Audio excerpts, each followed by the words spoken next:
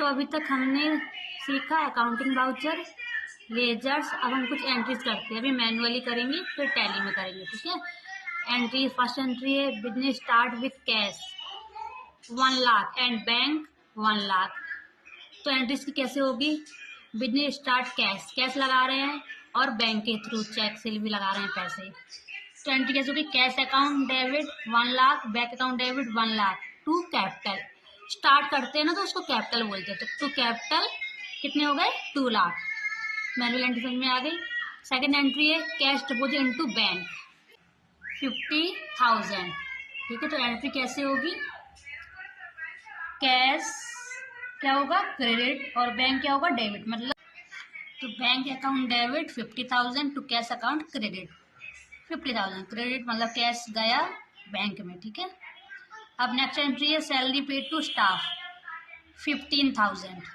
तो सैलरी क्या होगा? डेबिट और कैश क्या होगा? क्रेडिट। तो salary account debit 15,000 to cash account credit 15,000। अब नेक्स्ट एंट्री है paid electricity expenses 1,500 by bank. Electricity का एक्सपेंस कर रहे हैं हम बैंक के थ्रू, तो एंट्री कैसे होगी?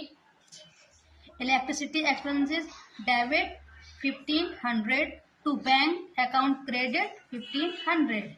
अब नेक्स्ट एंट्री क्या है? Purchase stationery by 500। तो stationery account debit 500 to cash account credit 500। अब एंट्री क्या है? Purchase AC 35,000 by cheque, cheque के थ्रू। तो क्या आएगा? बैंक आएगा, ठीक है। AC account debit 35,000 to bank account credit 35,000। अब एंट्री क्या है?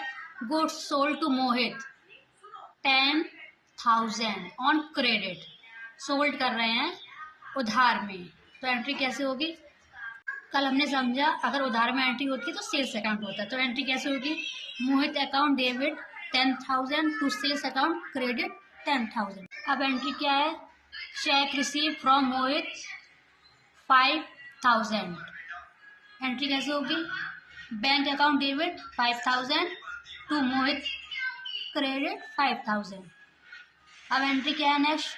टुक loan 1 lakh from SBI bank. तो एंट्री कैसे होगी? SBI bank account debit 1 lakh to loan account credit 1 lakh.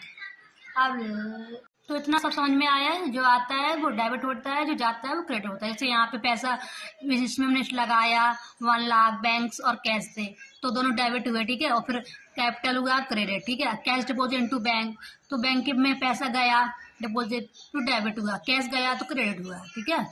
जो आता है वो डेबिट, जाता है credit. Salary paid to staff, तो कैसी एंट्री हुई थी? ऐसी कि सैलरी हमने पेड दी थी स्टाफ को, तो सैलरी क्या हुई थी हमारी?